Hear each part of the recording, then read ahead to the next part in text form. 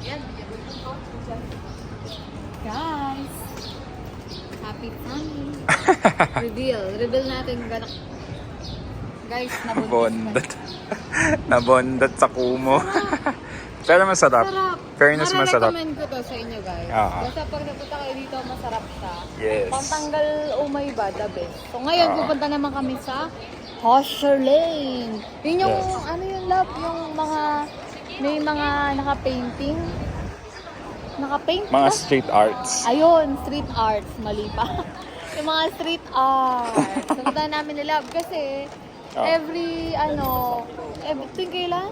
Parang every week ba o every month nagpapalit ng mga paintings doon.